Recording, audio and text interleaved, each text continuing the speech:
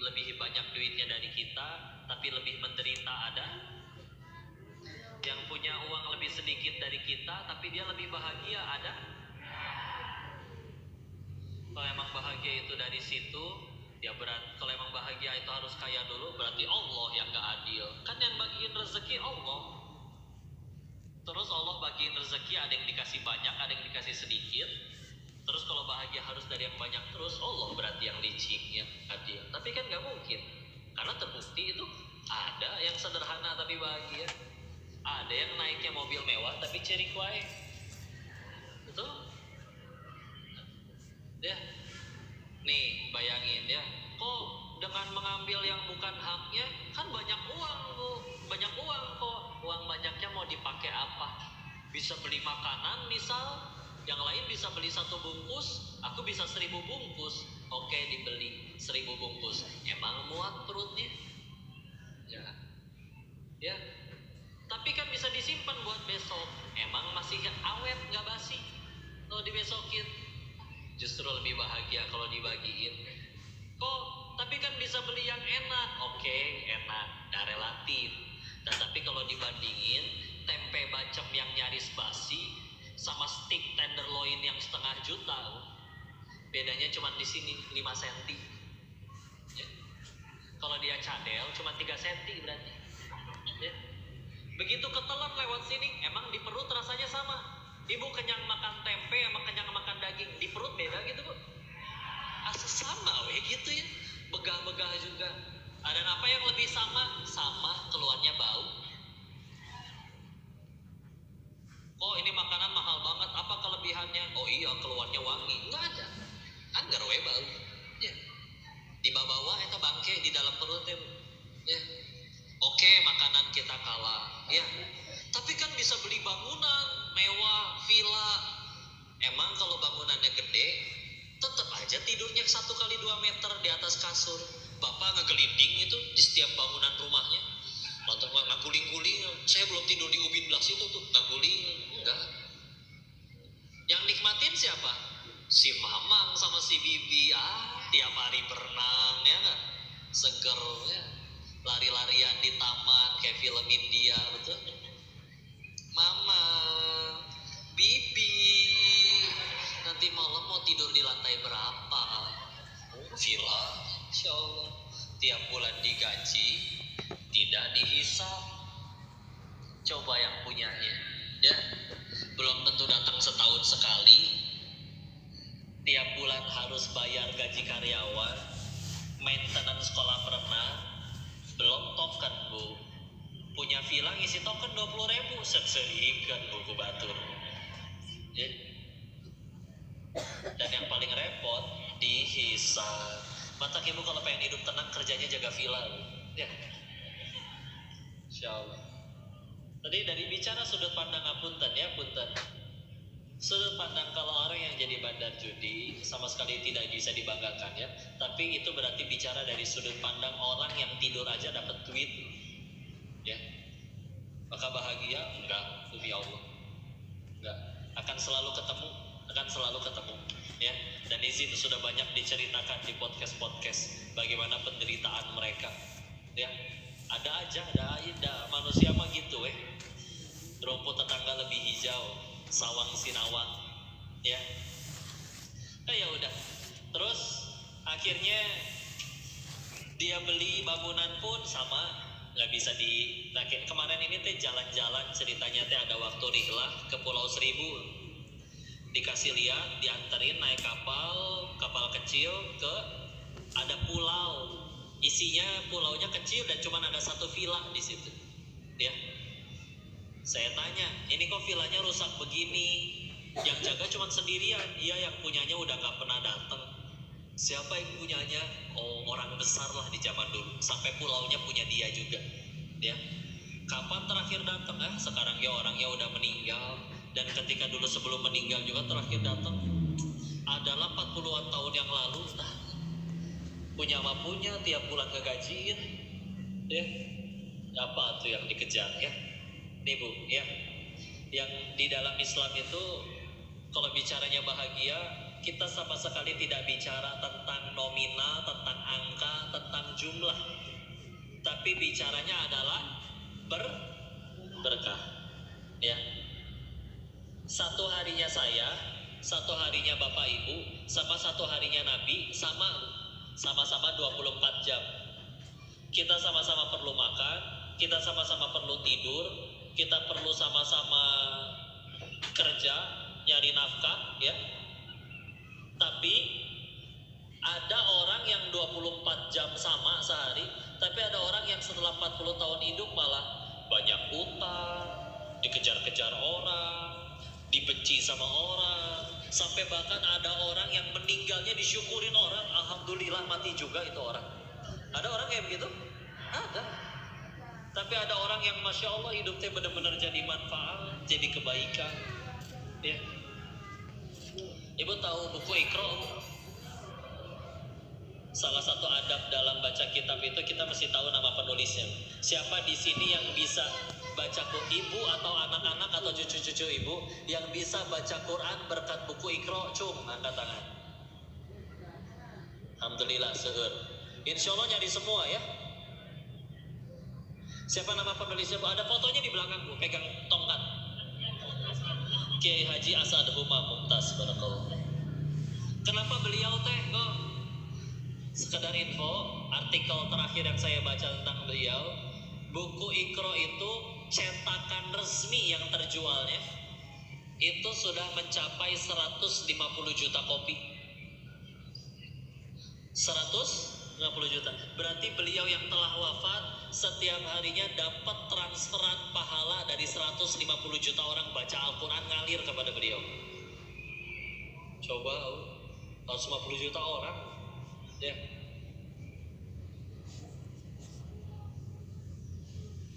Sedangkan ada orang yang lahir masih dilaknat sama orang ya. Saya masih dendam sama dia, saya masih benci sama dia. Coba beliau 150 juta kopi. Dan punten itu cetakan resmi Indonesia Tea, belum bajakannya. Indonesia Tea Pak ya. Pak, Bu, kalau misalkan itu buku dibajak tanpa seizin beliau dan keluarganya, ahli warisnya, tetap jadi pahala jariah nggak bagi beliau? Tetap, ya. Dan kadang bukan satu anak satu Iqra, satu tab.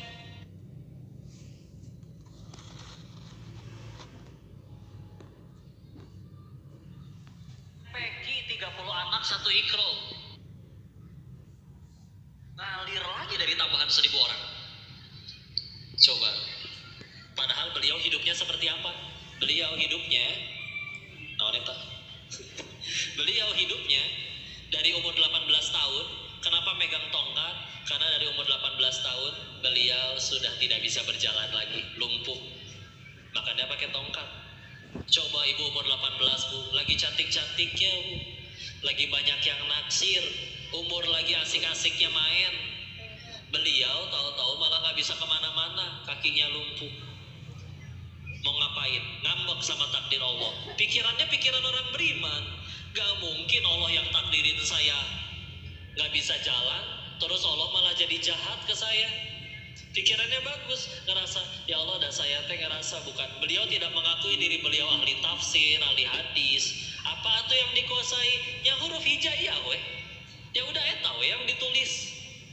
Tapi niat yang lillahi ta'ala Allah langgengkan karyanya sampai sekarang. Ya, jadi pahala jariah. Mau ngambek, coba ketika ditanya dipikirin, saya kakinya seperti ini, kalau saya sehat, boro-boro kepikiran buku Iqra. Mungkin saya lagi pergi maksiat. Sekarang gimana caranya saya pergi maksiat? Kaki kayak begini. Berarti kalau saya dipersulit buat maksiat, bukankah saya sedang dipersulit ke neraka? Kalau saya sedang dipersulit ke neraka, bukannya sama aja saya sedang dipermudah ke surga? Kalau saya dipermudah ke surga, berarti bukankah ini adalah kebaikan? Coba punya hati kayak gitu. Karena kalau hatinya belum kayak gitu, punya uang berapa kayak ngambek wae. Hal-hal aneh yang saya lihat di Thailand Bu ya. Ada istri minta cerai ke suaminya Bu, karena tidak dibelikan mobil yang kelima. Ada. Mungkin mobil ke-1 sampai mobil ke-4 mobil Hot Wheels sebenarnya. Jadi ngambek ya. Ya. di resto lagi ngobrol, nggak dengerin yang ngobrol kakuping, bukan yang kakuping, namanya duduknya deketan ya. Ceritalah dia tentang rencana, masih cantik orangnya, masih merawat diri ya. Ternyata dengar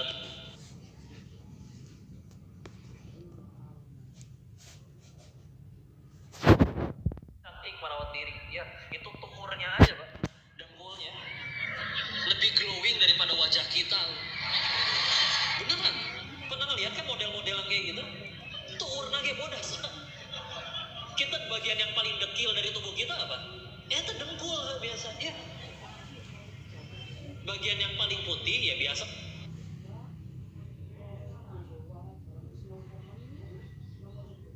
Wajah paling.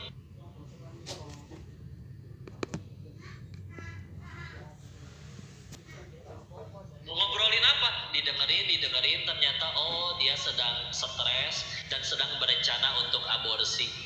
Tapi punten, aborsi untuk yang ke-23 kalinya. Beneran kisah nyata. Saya nyaksiin sendiri. Cek saya teh ya Allah, udah gak mungkin zinahna 23 kali. Emang stok cer apa lakinya? Sekali jadi juga. Tapi ya Allah, matiin aja. Karena memang dia orang Cina, Cinanya Cina sana ya, Cina yang daratan sana. Ya, nah saya makan udah WNI, udah ada KTP-nya, bisa nggak percaya bu ya. Dulu waktu 98 disuruh milih, disuruh pulang semua ke sana atau jadi WNI. Kalau pengen jadi WNI nggak boleh ada nama Cina lagi. Makanya ada nama Indonesianya Denis ya. Ayah saya namanya Lim Sui Hong, dipanggilnya Ahok. Dipanggilnya ya kebetulan Qadarullah namanya sama yang mantan gubernur ya. Beda nasib weh. Ya, tapi sekarang beriman ya, ayah saya mah mualaf ya. Yang satu lagi belum mualaf ya. Kan kata Allahnya juga wala tamutunna illa wa antum muslimun. Jangan kamu mati sok kumaha coba. Masa mati jangan? Kan mati mah pasti. Tapi kata Allah jangan mati kamu kalau nggak dalam kondisi muslim. Ya. Dan ayah saya sudah syahadat, alhamdulillah. Ya. Maka alhamdulillah. Ya. Sampai mana tadi? Bicara tentang aborsi yang ke-23 kali ya. Yang ke-23 kali dengan kehidupan yang banyak laki-laki yang mengejar, cantik, pasti kalau misalkan punya medsos juga pasti followernya banyak gitu ya. Mungkin udah centang biru ya. Insya Allah. Tapi ya udah kehidupannya seperti itu. Dengan aborsi 23 kali nggak jadi kebahagiaan, nggak jadi nikmat. Karena kalau di Jepang kalau di Cina memang ada peraturan. Jadi rumah tangga itu cuma boleh punya anak satu. Ya. Semenjak presiden yang sekarang tuh, Presiden Xi Jinping ya. Namanya Xi Jinping Bu ya.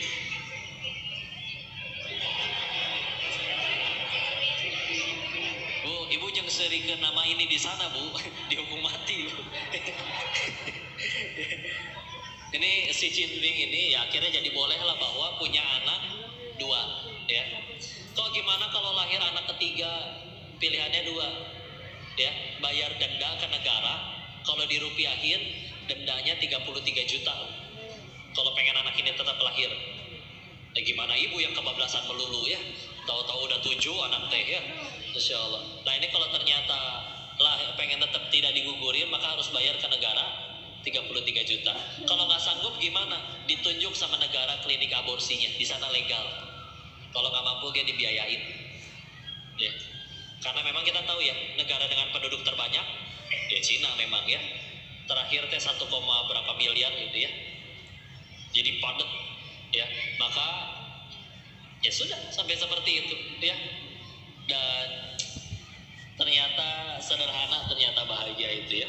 Kami berkesimpulan bahwa jadi bahagia itu salah satu caranya ada 2 ya. 1, kita balik lagi jadi kayak anak kecil. Kita lihat anak kecil lebih mudah bahagia daripada kita ya.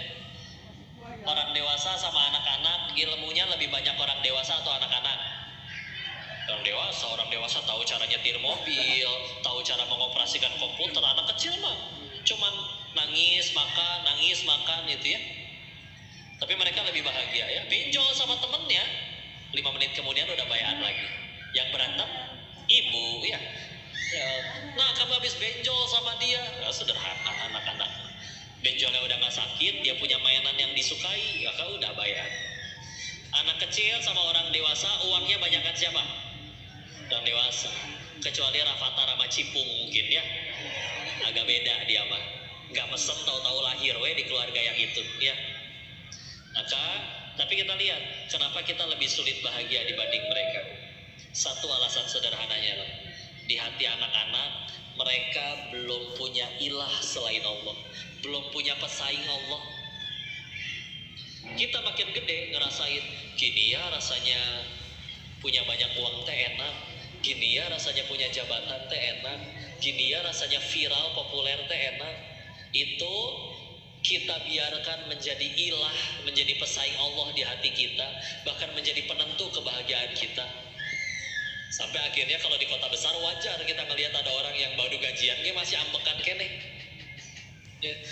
Percuma gaji 10 juta, saya mah baru bahagianya nanti kalau uangnya udah sebanyak dia.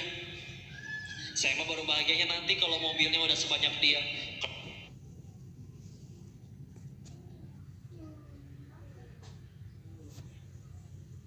Nyanyi gak jelas, ditepuk tanganin bahagia ya. Sekarang kita saja yang terlalu banyak meletakkan pesaing Allah di hati kita.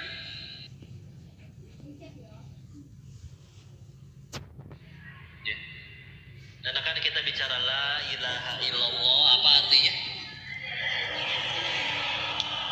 Nah, ternyata kan Tuhan tuh kalau dalam bahasa Arab tuh lebih tepatnya pakai kata Rabb. Rabbi, Tuhanku. Rabbana, Tuhan kami. Rabbul alamin, Tuhan semesta alam. Kalau ilah apa? Ilahinna. Apa terjemahannya surat Anas? Sesembahan manusia. Sesembahan ilah itu ya. Secara lugawi. Nanti kalau secara bahasa, nanti secara makna meluas. Termasuk salah satunya adalah yang mendominasi hati kita. Jadi gampang ngelihatnya. Dan ini yang nentuin bahagia atau menderitanya orang. Kok sholat sih dia kok, tapi ketinggalan sholat gak pernah sedih. Pas kehilangan jabatan nangis ngejerit-jerit, berarti ilah di hatinya adalah ya. Kok sholat tapi ketinggalan sholat gak pernah nangis. Pas kehilangan uang dia baru nangis, berarti ilah di hatinya. Iya kan, gitu kan. Coba ada teman saya ngoleksi buku komik, tahu buku komik? Hilang satu dia nangis guling-guling ya. Tapi giliran orang yang gak ngoleksi buku komik, dapat warisan dari pamannya nih 2 lemarian komik, hilang 1 lemari juga biasa aja hari-hari. Kan kita yang nentuin pengen bahagia karena apa kan? Maka kitanya yang meletakkan bahagia pada apa yang kita suka, padahal aslinya bahagia itu ada pada apa yang Allah suka. Saya survei sederhana ya. 1, jawab rame-rame. 1, apa kita punya keinginan? 2, apa Allah punya keinginan? Allah ingin kita selamat, bahagia ya. 3, dari lahir sampai detik ini jawab, lebih sering ngejar yang Allah suka atau yang kita suka? Kenapa udah ngejar yang kita suka melulu, bahkan sebagian terkabul, tapi kok masih gampang sedih? Ngeluh wae. Mungkin bukan kesukaan kitanya yang salah ya, tapi ternyata bahagia itu adanya pada apa yang Allah suka, bukan yang kita suka. Sok lihat orang yang udah ngejar yang Allah suka, para nabi, orang soleh ya, para nabi babu sekedar lelah mendakwahi umatnya, ditinggalin sebentar, dicaplok buku ikan paus. Siapa? Nabi Yunus alaihissalam. Kita pernah dengan sengaja ninggalin sholat gara-gara nonton drama belum beres, dicakar kucing enggak, demi Allah ya. Menjiwai gitu sih ibu, Insya Allah ya. Terus apakah Nabi Yunus ya di dalam perut ikan berdoa, ya Allah kita ingat tuh ya Allah, Masya Allah, pahala udah, ibadah udah, dosa terampuni, dapat ujian kayak gini, ngambek ke Allah? Enggak.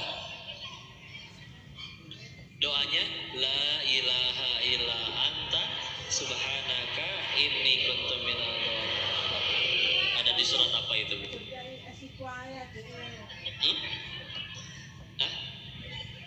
Surat Yunus ada surat ke-10, tapi adanya di surat ke-21. Surat apa? Al-Anbiya di ayat berapa? Ya. 87 ya. La ilaha illa anta, tiada ilah selain engkau. Subhanaka, maha suci engkau. Inni kuntu minal zalimin, sesungguhnya saya yang zolim. Coba.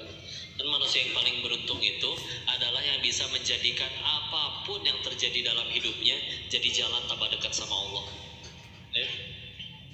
Daripada ngambek-ngambek, saya jadi ingat ini ya. Ada seorang ibu lagi di Masjidil Haram ya, beres sholat, keluar masih siang, ya Allah, langit begitu indah, luas, manusia segini banyak, pelataran segini lapang. Sambil dia menengok ke atas, tahu-tahu ada sesuatu yang hangat jatuh ke dahinya. Ceprot, naon eta Bu? Ya, kotoran burung. Maka dia masuk ke dalam, ambil wudhu, sholat tobat. Pas keluar ditanyain teman-temannya, perasaan keluarnya bareng, kenapa malah ke dalam lagi lama? Cerita, iya tadi kena burung, jadi sholat tobat dulu. Kenapa kena burung sholat tobat? Ini kudu diceritain ini ya. Sok ngariung ya, sok mangga. Sok Bu, tinggalnya langit segitu lapang, tanah segini lapang, manusia segini banyak, tarang saya segini gini Bu. Bisa nyampe tepat di tengah itu gimana hitungan matematikanya? Di situ ada dosen fisika. Iya juga ya. Sudut kemiringan, massa jenis burung, kelembaban udara, kecepatan angin, trigonometri, sin, kostan gitu, diameter jidat, nyampe ke situ. Ada lagi yang nimbrung, ada lagi yang lebih sulit. Apa? Tingkat kemulet. Bisa-bisanya mules lagi ngelihat si ibu. Ya, gimana? Dasar burung kurang ajar, gak ngerti burungnya. Mau berkata, saya tidak terima, tanda terimanya masih anget di jidat. Maka beliau orang hari ini harus jadi jalan tambah dekat kepada Allah. Ya Allah, pasti ada dosa. Sekian banyak saya yang kena, ada yang saya belum tobati. Udah jadi jalan tambah dekat Allah. Karena ada jenis orang yang apapun yang terjadi dalam hidupnya, setiap kali ada masalah, bukannya tambah dekat kepada Allah, malah sibuk nyari kambing hitam. Masalah di kantor, dia bukannya sibuk tobat, malah siapa sih yang salah? Begitu dapat yang disalahin, tuh kan udah saya bilang sibuk, gue ngomporin. Tambah soleh enggak, tambah takwa enggak. Yang penting bukan saya yang salah. Dapat kebaikan apa dari itu coba? Dan kita meninggal nggak ditanya kelakuan orang, ditanya kelakuan masing-masing. Ya, nggak ada yang rugi ya. Bu, kita tes ibu-ibu ya. Ibu-ibu ini ya, karena kadang katanya lisannya lebih cepat daripada pemikiran nih. Ya. Kalau AA suka nanya kayak gini, Bu, kalau dikejar anjing kita mesti gimana? Ibu sama anjing dengan siapa? Terus apa fungsinya ibu lari?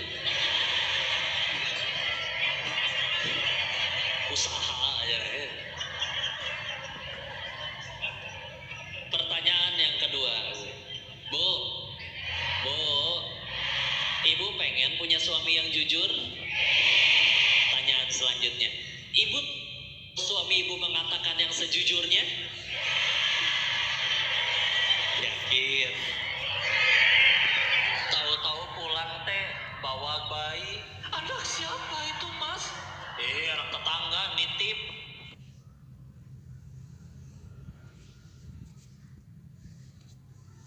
Udah ya. Masya Allah ya. Kalah karugi ya. Tenang Bu ya. Jangan alergi sama kepahitan. Karena bisa jadi pahit itu jalan kita tambah dekat sama Allah, tambah dekat ke surga. Bu, pilih ya, pilih. Ibu pilih seumur hidup keinginan kita selalu dikabul, tapi kata Allah tidak ada tempat untukmu di surga. Mau? Atau pilihan yang kedua, seumur hidup ibu mual dikabul doanya bu, dijamin ibu menderita nelangsa seumur hidup kata Allah. Tapi Allah janji satu doang, disediakan tempat terbaik untukmu di surganya Allah. Mau?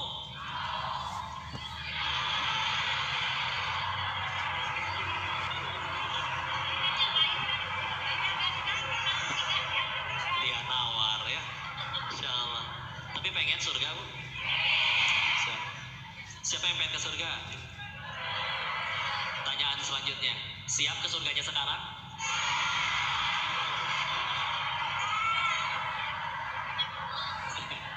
Masya Allah. Enggak, tapi renungannya tadi ya. Berarti kita kan dibandingkan semua yang kita inginkan, kita pengen anak kita ke surga, betul? Kita pengen kita kumpul di surganya Allah, betul? Masalahnya bu, kalau ditanya sama Allah, kamu teh pengen ke surga bekalnya apa? Ngerasa layak ke surga teh apa bekalnya? Nah, kadang bisa jadi ada dosa kita yang belum layak diampuni. Karena kita gitu bu, ibadah sakitu-kituna, sholat lupa rokaat wae, istighfar jarang, sedekah diirit-irit, cita-cita gak nanggung. Saya mah nanti meninggal tangga anak sama nabi surganya. Malaikat ge geleng-geleng, amalan naon si ibu ieunya. Tapi Allah pengen ngabulin. Terus gimana cara ngebersihin dari dosanya? Amalan segitu-gitunya, tahu-tahu suami naro anduk sembarangan, naro gunting tidak ditaruh di laci lagi, ngambil baju atasnya nggak diangkat dulu, sederhana lah ya. Ada masalah di tempat kerja, bisa jadi itu jalannya. Atau misal ya, Allah pengen ngangkat derajat seorang hamba, tapi ya sama, kita bukan seperti para imam besar yang ibadahnya luar biasa. Imam Ahmad bin Hambal contoh, sehari semalam sholatnya tidak pernah kurang dari 300 rakaat. Pemahaman. Kalau sedang sakit, maka sholatnya hanya 150 rakaat. Sakit. Kita amalan gak segitu, tapi Allah pengen angkat derajatnya. Kan kurang berarti bekalnya. Tahu-tahu diangkat derajatnya dengan musibah. Tuh ingat ya, dititipi dunia bukan berarti dimuliakan, dicabut dunianya bukan berarti dihinakan. Kalau enggak, ngapain Allah pakai contoh di dalam Al-Quran teh Firaun? Firaun kan kaya iya, berkuasa iya, ya. Kayaknya kalau dicari kaya-kayaan sama Firaun orang zaman sekarang masih kayaan dia tuh. Istri soleha, sebagian riwayat Israiliyat menceritakan umurnya 400 tahunan, gak pernah sakit, gak pernah demam, batuk juga gak pernah. Apakah mulia? Hina. Terbukti ibu gak ada yang mau ngasih nama anaknya Firaun, betul? Itu anak teh menilu apa namanya? Firaun kok. Sing balik atuh ibu. Enggak, ya udah. Enggak, lihat perhatikan. Ini mumpung banyakan ibu-ibu ya. Nah, di surganya Allah menurut riwayat hadis ada 4 wanita yang derajatnya paling tinggi di surganya Allah. Ibunda Khadijah radhiyallahu anha, Ibunda Fatimah Zahra putri Rasulullah radhiyallahu anha, Ibunda Maryam, ibundanya Nabi Isa. Yang keempat siapa? Asia, istrinya siapa? Jawab, apa mereka dapat derajat setinggi itu karena hidup enak atau hidup pahit? Ya, tidak disia-siakan pahitnya. Allah tahu kita nggak sanggup seperti mereka, makanya kepahitannya nggak kayak gitu. Contoh, suami ibu nggak kayak Firaun kan bu? Makanya kalau ada yang berkata, kok tar dulu kok suami saya lebih parah dari Firaun, bohong ibu demi Allah. Ya, kenapa? Karena kalau suami ibu lebih parah dari Firaun, nama suami ibu yang ditulis di Al-Quran. Ya tuh, ya kan? Gak ada yang lebih parah. Coba manusia jahat mana lagi yang sampai dikirimin 2 nabi? Firaun doang. Saking ngaconya itu orang. Ya, gak sia-sia. Jangan alergi sama yang pahit-pahit ya. Diselingkuhin pahit tidak? Iyalah, bandingin dampingin dari nol, giliran dia udah sukses nikah lagi sama yang seumuran anak kalian. Coba. Mohon maaf ya, referensi saya dari film azab biasanya. Ya. Tuh, ini perkara ya. Insya Allah. Ya, tapi kalau gara-gara itu jadi tambah taat, jadi ahli tahajud, mulai ke taklim, mulai ngaji, mulai ngapalin Quran, bahkan mulai ngajarin Al-Quran, bisa jadi ibu lebih terjamin surganya daripada yang suaminya pada setia. Meskipun yang suaminya udah setia, gak usah disuruh selingkuh. Selingkuh dong, kan aku pengen penggugur dosa. Gak gitu konsepnya, bos. Ya, tenang ya. Tapi itu terjadi begitu saja. Bu, ingat bu, tipu inna kaida syaitona kana doifa. Tipu daya syaiton itu lemah. Kapan baru jadi kuat? Kalau kita ladenin. Contoh nih ya. Ibu bete sama suami, terus pergi reunian, ya nggak? Reuni, ibu ketemu mantan. CLBK. Apal CLBK? Cepat lari bau kentut. Kan suka ada grupnya ya. Awalnya mah tidak ada rasa apa-apa ya. Tapi tahu-tahu tengah malam ada SMS yang santun berbunyi, Assalamualaikum Ukti ya. Sampai ada komiknya bu ya. Saya pengen tanya ya, suara bebek di mana bu? Suara kucing? Suara kambing? Mirip gitu bu. Suara kambing gimana? Kalau suara buaya, Assalamualaikum Ukti. Kade bu, Playboy Syariah ya tahu. Isinya juga bagus bu, nggak ngechat apa-apa, cuman mengingatkan jangan lupa tahajud ya Ukti.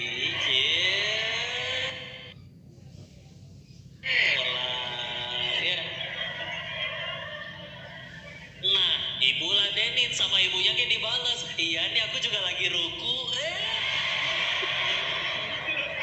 Kumaha lagi ruku pak? Coba bu, diladenin, diajak ngobrol, beres sholat kan lanjut biasanya tuh. Ingat ya bu ya, kalau Playboy Syariah tuh udah ada SOP-nya. Ya. Udah tinggal di posting itu udah ada template-nya.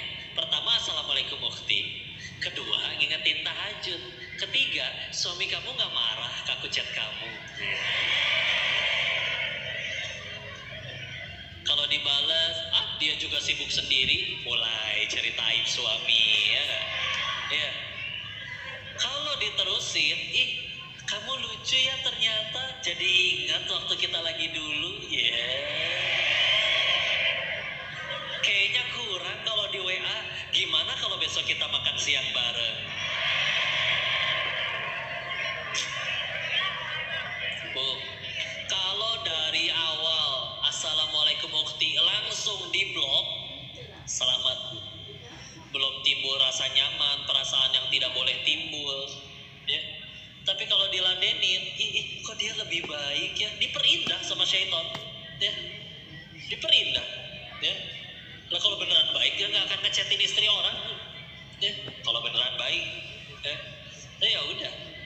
Tapi kalau diladenin baru jadi berat. Sama laki-laki yang ada yang udah punya anak bujang bu. Misal ya, laki-laki sendirian sudah akil balik, syahwatnya bangkit, di kamar sendirian, istri belum ada, di tangan megang handphone, internetnya kenceng, ruksak dulu ya. Tapi kalau itu handphone langsung ditaruh, udah, jangan lihat yang enggak, pergi kayak keluar main futsal kayak main badminton kayak bantuin tetangga pindahan kayak ya. Kok nggak ada tetangga yang pengen pindah, suruh pindah pak, berangkat, jangan tinggal saya yang bayarin kontrakannya, berangkat. Hiperbola ya, maksudnya nyari kesibukan. Kalau nyampe akhirnya capek, nyampe rumah pulang capek, mandi, sholat, ketiduran, selamat, besok udah kegiatan lagi, lupa. Tapi kalau diladenin, lihat gambar dulu ada videonya 1 jam, semenit aja mah nggak apa-apa kali, ruksak ya. Jangan diladenin, makanya tenang aja ya. Ini semua bertahannya ibu demi ketaatan kepada Allah gak akan Allah sia-siakan. Ya, sepakat? Ibu kesini pengen ngapain? Ngaji. Berarti habis ini nggak ada selfie ya, nggak ada foto ya. Pengen foto? Saya tanya dulu ya, Bu, ibu-ibu teh kenapa kalau foto nggak bisa sekali?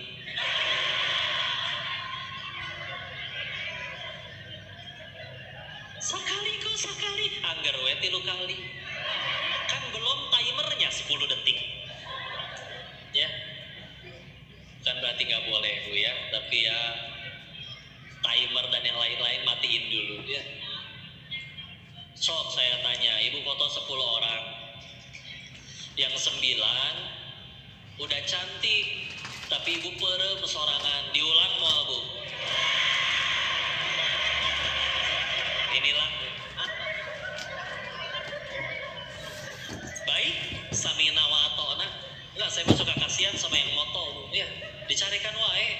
Mas tolong jangan gendut ya, kumaha rek itu teh. Yang makan banyak ibu, masa saya yang diomelin? Licik, likiat sih ibu teh.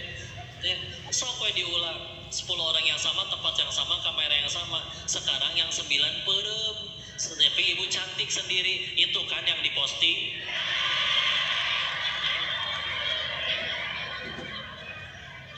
Makasih udah jujur ya. Ini beres kayak gini Bu, sok dah cek, gak sedikit. Pasti banyak yang nge-tag di Instagram. Tapi gak sedikit yang diposting teh yang sayanya perem. Padahal saya ingat asaan ini si ibu foto 5 kali. Kenapa yang diposting yang saya merem? Oh pasti foto yang 4 si ibunya yang perem nih. Ya, inilah ras terkuat di muka bumi ya. Sen kiri belok kanan, siapa yang salah? Dunia yang salah ya. Insya Allah. Tapi dari mereka lah terlahir anak yang soleh-soleha ya. Dan laki-laki pengen ngelahirin gak bisa Pak. Laki-laki potensi fisik paling sakitnya cuma patah tulang ya. Kalau perempuan yang lebih sakit dari patah tulang adalah melahirkan. Kata orang medis, melahirkan itu 27 kali lipat lebih sakit daripada patah tulang. Tapi siapa di sini yang udah lebih dari sekali melahirkan Bu? Angkat tangan. Banyak. Padahal pernah ngelihat ibu-ibu pas pertama kali ngelahirin berkata, ih amit-amit dah saya emang gak mau lagi. Angger we, jadi deui. Ya. Insya Allah, ya gitulah. Tapi bismillah ya. Kalau laki-laki suruh ngelahirin kayaknya gak akan kuat Pak. Wanita lebih kuat ya. Insya Allah. Lihat, ini mah ada bercandaan tapi janganlah ya. Katanya bapak-bapak bawa telurnya dibantu ya. Perempuan mah bawa gunung 2 lagi kuat sendiri ya.